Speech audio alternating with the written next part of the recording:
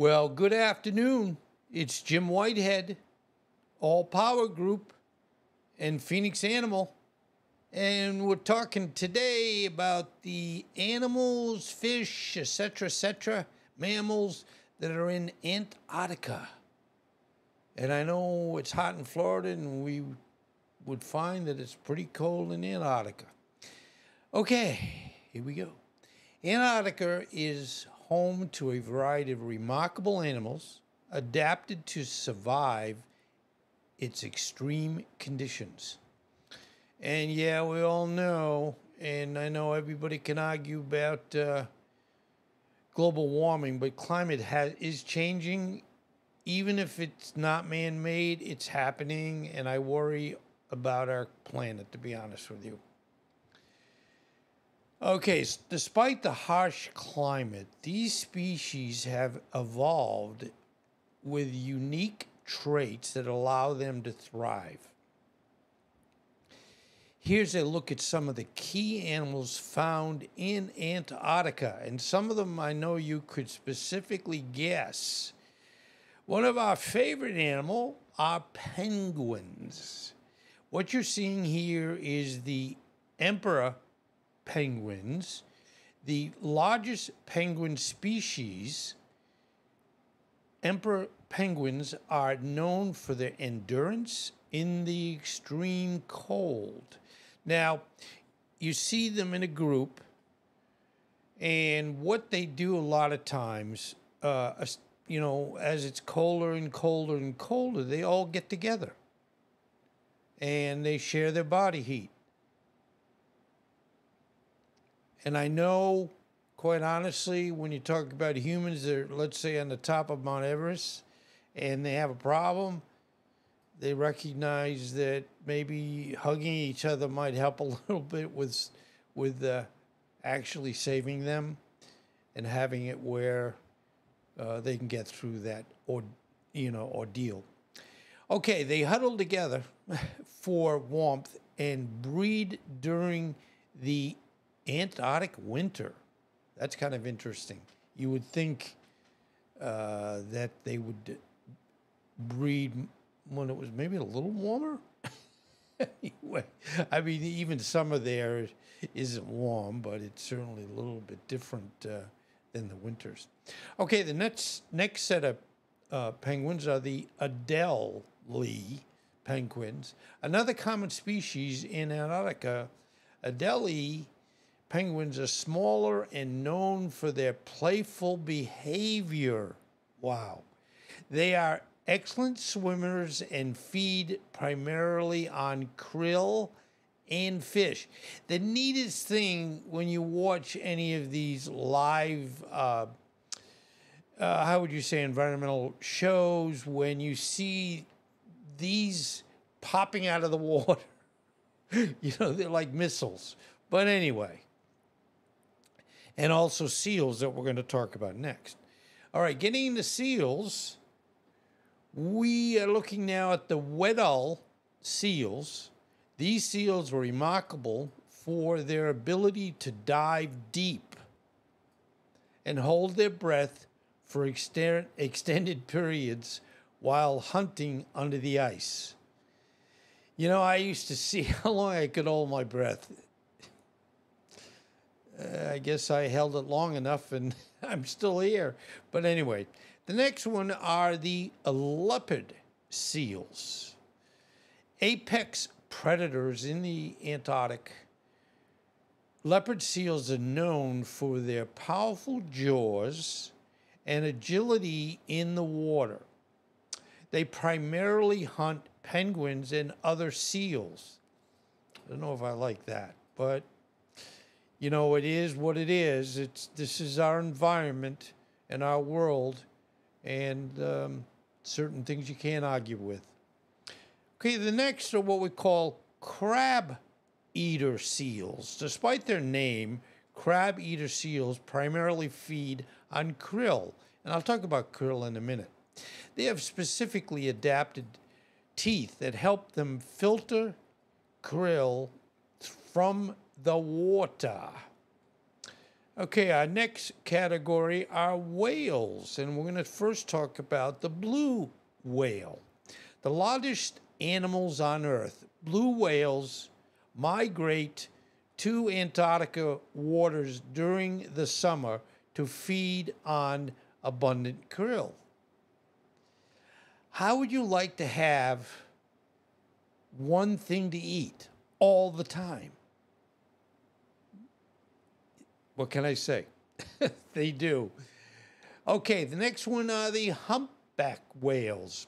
These whales also migrate to Antarctica to feed on krill and small fish. They are known for their acrobatic breaches and complex songs. And I'm sure most of you have heard recordings of whales making noise. Okay, the next one are the orcas, and these are known as killer whales. Orcas are top predators in Antarctica, and different groups have specialized hunting techniques. Some orcas in Antarctica hunt seals by creating waves to knock them off ice floes. Boy, I'll tell you, whatever it takes, they learn how to survive. And I know we as humans have to learn how to survive in what we would say is a very interesting world that we live in. I won't say any more than that. This is supposed to be like G-rated, right? Okay. Now, talking about birds, this is the snow petrels, one of the few bird species that reside year-round in Antarctica. Snow petrels are pure white birds that nest on cliffs and feed on krill, fish, and squid. Okay, the next one is skua. And you know, I sometimes really mess up some of these names, but I'm not here with the linguists of saying, Jim, now you're saying that a little bit wrong. These aggressive seabirds are scavengers and predators. They often steal food from penguins or hunt their chicks. Again, you know, in nature, it's the nature that you have to accept, and they all have to live. And you want them to make sure they all thrive. So I get it. Okay, the fish and invertebrates. Antarctic, toothfish. This fish has antifreeze protein in its blood to survive in cold waters. It is a key species in the Antarctica food chain. Okay, now let's talk about krill, because it seems like everybody, that's what they have for dinner and breakfast and lunch. Okay. They are small, shrimp-like creatures that are the foundation of the Antarctica food web. They feed in phytoplankton, or feed on phytoplankton, and are primary food source for many larger animals, including whales, seals, and penguins. So we know that. Now the lone description of what we call microorganisms are what we call the tardigrades. Now some of these, as you know, these are images and you want to get an idea of what they look like. I don't like to put the images like this, but sometimes that's the only choice, and certainly the representation of, in this case, the tardigrades would be accurate. So these are known as water bears. They look like that. These tiny creatures are capable of surviving extreme conditions, including cold and dryness of Antarctica. Each of these animals have unique adaptations that allow them to cope with Antarctica's freezing temperatures, such as layers of blubber. Now, I know some of us have layers of blubber, but, you know, we shouldn't, right? My joke's not really funny. But anyway, this blubber is specialized feeding techniques and behaviors like huddling for warmth. Their survival is deeply connected to the icy ecosystem of the region. So, there we go. I know this was a short one, and you're saying, wow, you've never done that before, short discussions.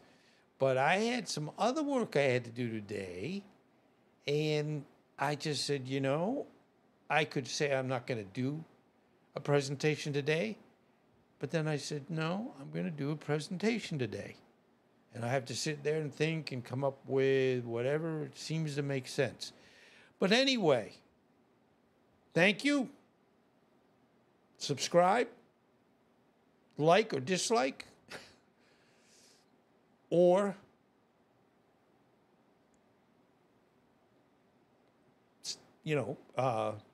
comment. Thank you. You know, I know. Thank you for reminding me. You just said it. Thank you. So we love doing these. And again, if it wasn't for you, I wouldn't be doing these. Because you'd say, what are you going to do? Sit here all day and just do presentations for nothing?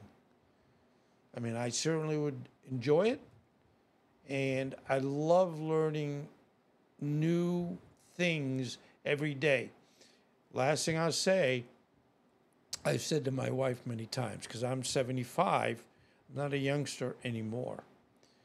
Yes, I never thought I'd be 75. But the thing is that you just have to do your best. And you know, when I say like and subscribe, what I do when I watch a new channel, and some people say, no, I don't subscribe until I'm very, or I'm going to continue watching this creator's, presentations. My habit is, and I'm always thinking of, like, almost family when you say, what do you do and what do they do? I automatically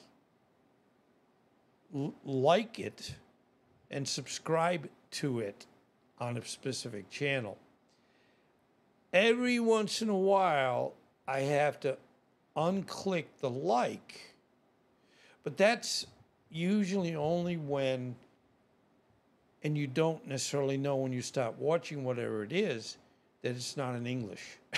So, if I said, yeah, I really like this, I would be lying because I don't speak a lot of languages. My wife is Cuban.